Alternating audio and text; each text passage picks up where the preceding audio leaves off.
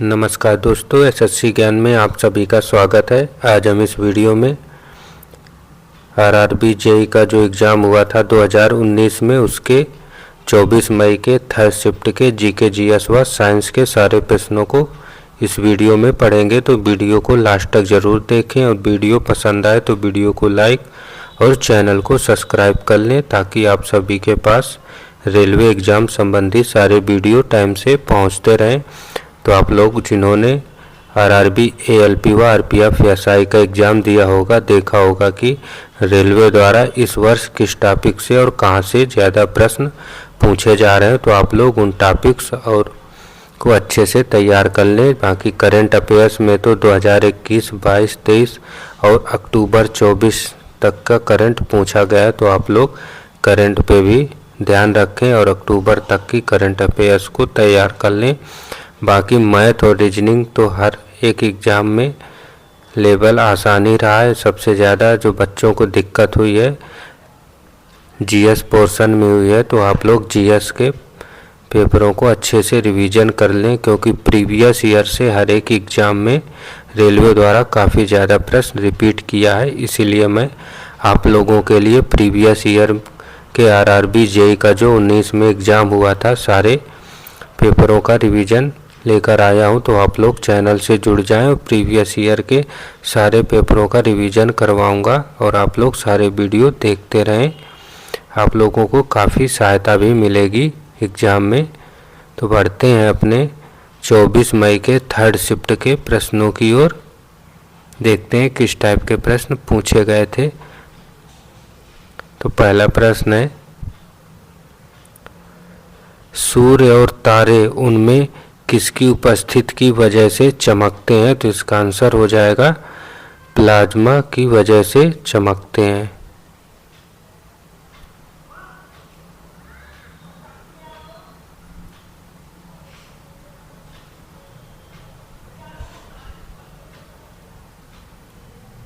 Sorry, इसका गलत answer है। ये प्रकाश ऊर्जा की वजह से चमकते हैं। तो ऑप्शन बी जो है इसका राइट आंसर हो जाएगा। फिर अगला प्रश्न है, उस लेंस की क्षमता ज्ञात कीजिए जिसकी फोकस दूरी 1 मीटर होती है। तो इसका आंसर हो जाएगा 1 डायोप्टर। तो ऑप्शन बी जो है इसका राइट आंसर हो जाएगा। फिर अगला प्रश्न पूछा है, निम्नलिखित में से कौन सी धातु तत्वों की आवर्त सारणी में मौजूद सबसे हल्की धातु होती है। तो इसका आंसर हो जाएगा लिथियम धातु। तो ऑप्शन सी जो है इसका राइट आंसर हो जाएगा।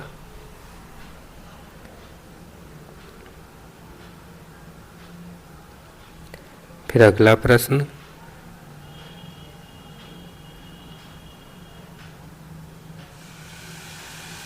जब कॉपर सल्फेट विलयन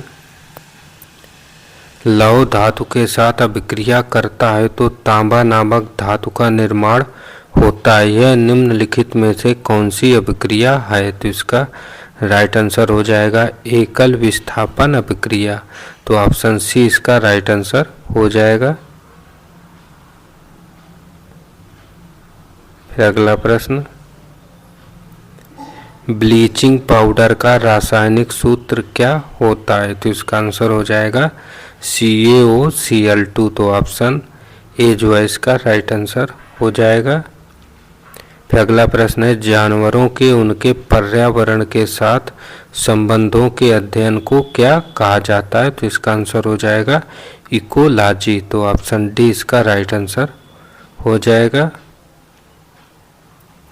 फिर अगला प्रश्न है, यदि कोई वस्तु गति करना शुरू करती है और यदि बिल्कुल भी घर्षण ना हो तो क्या होता है। तो इसका आंसर हो जाएगा वस्तु कभी नहीं रुक सकती। तो ऑप्शन ए जो है इसका राइट आंसर हो जाएगा।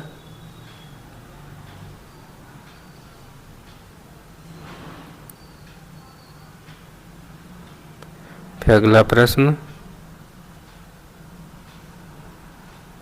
रेलवे एग्जाम में मैथ, रीजनिंग और जीएस के सारे प्रश्न मिक्सअप में पूछे जाते हैं। आप लोग देखे होंगे।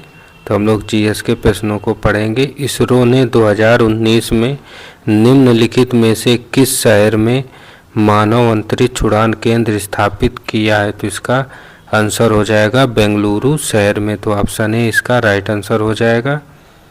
फिर अगला प्रश्न है, निम्न में से कौन सी अभिक्रिया सामान्यतः निकिल उत्प्रेरक की उपस्थिति में वनस्पति तेलों के हाइड्रोजनीकरण में उपयोग की जाती है? तो इसका आंसर हो जाएगा योगात्मक अभिक्रिया। तो ऑप्शन ए जो है इसका राइट आंसर हो जाएगा। अगला प्रश्न है, निम्न में से कौन सा माध्यम के घनत्व में किसी ध्वनि तरंग के एक संपूर्ण दोलन में लगने वाला समय होता है? तो इसका आंसर हो जाएगा आवर्त काल। तो ऑप्शन डी इसका राइट आंसर होगा। फिर अगला प्रश्न है, भूपर्पटी में पाया जाने वाला दूसरा सर्वाधिक प्रचुर तत्व कौन सा होता है? तो इसका आंसर हो जाएगा सिलिकॉन। तो ऑप्शन बी इसका राइट आंसर हो जाएगा। फिर अगला प्रश्न, भोपाल त्रासदी के दौरान कौन सी गैस का रिसाव हुआ था? तो इसका आंसर हो जाएगा मिथाइल आइसोसाइनेट का। तो ऑप्शन डी जो है इसका राइट आंसर हो जाएगा।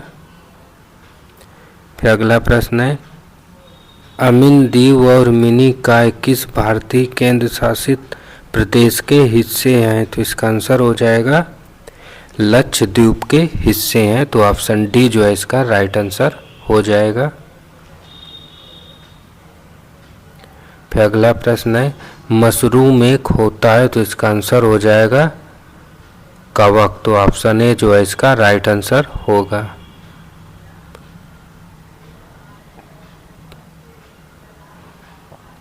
फिर अगला प्रश्न, राजा रवि वर्मा किस क्षेत्र में प्रसिद्ध थे? तो इसका आंसर हो जाएगा चित्रकारी के क्षेत्र में। तो ऑप्शन बी जो है इसका राइट आंसर होगा। फिर अगला प्रश्न है, 10वां द्विवार्षिक अंतर्राष्ट्रीय प्रदर्शनी और सम्मेलन इंडिया केम 2018 किस शहर में आयोजित किया गया था? तो इसका आंसर हो जाएगा मुंबई शहर में। तो ऑप्शन डी इसका राइट आंसर हो जाएगा। फिर अगला प्रश्न है, एक मृत मानव शरीर के विच्छेदन और अध्ययन के लिए चिकित्सीय कानूनी नाम क्या है? तो इसका आंसर हो जाएगा ऑटोप्सी। तो ऑप्शन डी जो है इसका राइट आंसर हो जाएगा। फिर अगला है, आर्किमिडीज के सिद्धांत की खोज के बाद क्या निर्धारित किया था? तो इसका आंसर हो जाएगा राजा के मुकुट में सोने की शुद्धता। तो ऑप्शन ए जो है इसका राइट आंसर होगा। फिर अगला प्रश्न है, मानव शरीर में पाई जाने वाली वह एकमात्र पेशी कौन सी है जो दोनों सिरों पर जुड़ी नहीं होती है? तो इसका आंसर हो जाएगा जीभ। तो ऑप्शन बी इसका राइट आंसर होगा। फिर अगला है, अर्जुन पुरस्कार पाने वाले पहले भारतीय फुटबॉलर कौन थे? तो इसका आंसर हो जाएगा पीके बनर्जी। तो ऑप्शन सी इसका राइट आंसर हो जाएगा। फिर अगला प्रश्न है, टेस्ट मैच में भारत के लिए शतक बनाने वाला पहला क्रिकेटर निम्न में से कौन था? तो आंसर हो जाएगा लाला अमरनाथ। तो ऑप्शन ए इसका राइट आंसर होगा। फिर अगला प्रश्न है, व्यक्तिगत सत्याग्रह का पालन करने वाले पहले व्यक्ति कौन थे? तो इसका आंसर हो जाएगा विनोबा भावे। तो ऑप्शन डी इसका राइट हो जाएगा। फिर अगला प्रश्न है, भारतीय संविधान के निम्नलिखित में से कौन सा भाग केंद्र शासित प्रदेशों से संबंधित है? तो इसका आंसर हो जाएगा भाग 8। तो ऑप्शन डी इसका राइट आंसर हो जाएगा।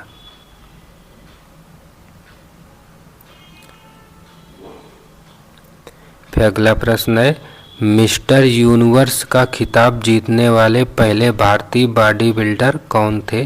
तो इसका आंसर हो जाएगा मनोतोष राय। तो ऑप्शन सी इसका राइट आंसर होगा।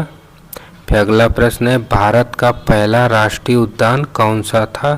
तो इसका आंसर हो जाएगा जिम कॉर्बेट राष्ट्रीय उद्यान। तो ऑप्शन बी इसका राइट आंसर हो जाएगा।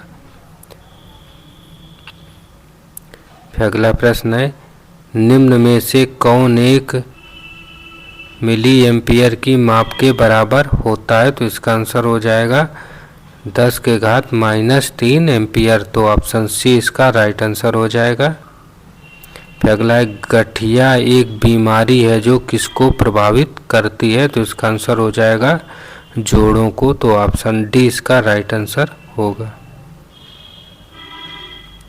फिर अगला प्रश्न है इनमें से कौन सा हार्मोन मानव रक्त में शर्करा की मात्रा को नियंत्रित करता है, तो इसका आंसर हो जाएगा इंसुलिन हार्मोन, तो ऑप्शन सी इसका राइट आंसर हो जाएगा।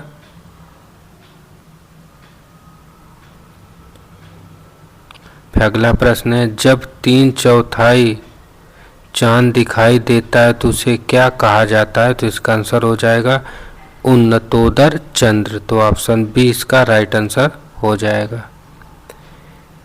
अगला है लैंथेनाइड्स और एक्टिनाइड्स को क्या कहा जाता है, तो इसका आंसर हो जाएगा आंतरिक संक्रमण तत्व, तो ऑप्शन सी इसका राइट आंसर होगा। फिर अगला है भोजन में किसकी उपस्थिति का परीक्षण करने के लिए आयोडीन का उपयोग किया जाता है, तो इसका आंसर हो जाएगा स्टार्च की उपस्थिति का पता लगाने के लिए, तो ऑप्शन ए इसका राइट आंसर होगा। फिर अगला है मानव कान के किस भाग में प्राप्त ध्वनि के अनुसार कंपन होता है, तो इसका आंसर हो जाएगा कर्णपटही झिल्ली के कारण, तो ऑप्शन डी इसका राइट आंसर हो जाएगा। फिर अगला है निम्न में से किसका उपयोग एल्कोहल युक्त पेय में किया जाता है, तो इसका आंसर हो जाएगा एथेनॉल का, तो ऑप्शन डी इसका राइट आंसर हो जाएगा।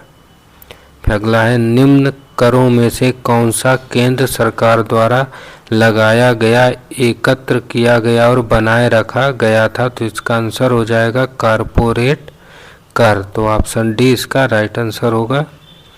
फिर अगला हीलियम की परमाणुकता क्या है, तो इसका आंसर हो जाएगा एक परमाणु, तो ऑप्शन सी इसका राइट हो जाएगा। और रेलवे जेई के एग्ज़ाम में साइंस के ज़्यादा प्रश्न पूछे जाते हैं जीके जीएस की अपेक्षा, तो आप लोग साइंस को विशेष ध्यान दें। मैंने प्रीवियस ईयर के लगभग 20 वर्षों के साइंस के सारे प्रश्नों का वीडियो बना रखे हैं, तो आप लोग चैनल पर जाकर एक बार उन वीडियो को ज़रूर रिवीजन कर लें, जिससे आपको साइंस संबंधी सारे वीडियो क्लियर हो जाएंगे। अगला है मच्छरों के जैविक नियंत्रण के लिए निम्न में से किसका उपयोग किया जाता है, तो इसका आंसर हो जाएगा गैम्बुसिया का, तो ऑप्शन ए इसका राइट आंसर हो जाएगा।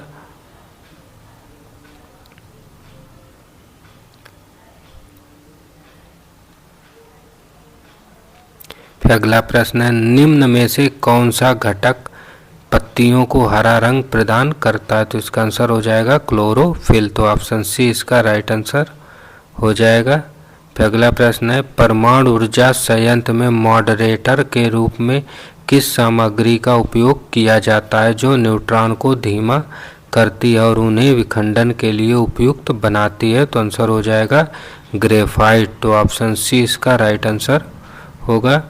फिर अगला है ध्वनि तरंगों के परावर्तन द्वारा उत्पन्न ध्वनि की पुनरावृत्ति क्या कहलाती है, तो इसका आंसर हो जाएगा प्रतिध्वनि कहलाती है, तो ऑप्शन डी इसका राइट आंसर हो जाएगा।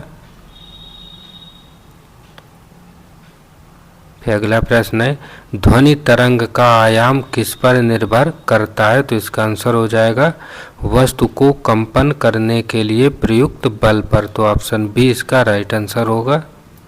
फिर अगला है किस मुख्यमंत्री द्वारा भारत में फाइबर ग्रिड इंटरनेट परियोजना शुरू किया गया है, तो इसका आंसर हो जाएगा चंद्रबाबू नायडू द्वारा, तो ऑप्शन बी इसका राइट आंसर होगा। फिर अगला प्रश्न है रुस्तम 2 भारत के रक्षा अनुसंधान एवं विकास संगठन DRDO द्वारा विकसित एक है, तो आंसर हो जाएगा मानव रहित लड़ाकू यान, तो ऑप्शन सी इसका राइट आंसर होगा। फिर अगला प्रश्न है निम्न में से कौन सा क्षार नहीं है, तो इसका आंसर हो जाएगा C2H5OH क्षार नहीं है, तो ऑप्शन डी इसका राइट आंसर हो जाएगा। फिर अगला प्रश्न है किसी तत्व का परमाणु क्रमांक नाभिक में मौजूद किसकी संख्या के बराबर होता है, तो आंसर हो जाएगा प्रोटॉनों की संख्या के, तो ऑप्शन डी इसका राइट आंसर हो जाएगा। फिर अगला प्रश्न है मानव शरीर में पिट्यूटरी ग्रंथि कहाँ पर स्थित होती है तो आंसर हो जाएगा मस्तिष्क के तले पर। तो ऑप्शन डी जो है इसका राइट आंसर हो जाएगा। तो ये थे थर्ड शिफ्ट में पूछे गए जीके जीएस व साइंस के महत्वपूर्ण प्रश्न। आप लोगों ने देखा होगा किस टाइप के आरआरबी जेईई के एग्ज़ाम में जीके जीएस के प्रश्न पूछे जाते हैं। तो आप लोग एक बार इस टाइप के प्रश्नों को ज़रूर रिवीजन कर लें, जिससे आपका एग्ज़ाम अच्छा हो सके। बाकी प्रीवियस ईयर के पेपरों को आप लोग ज़रूर एक बार पढ़ के जाएं, काफ़ी ज़्यादा आपको सहायता मिलेगी एग्ज़ाम में। मिलते हैं अपने अगले वीडियो में, तब तक के लिए नमस्कार, जय हिंद।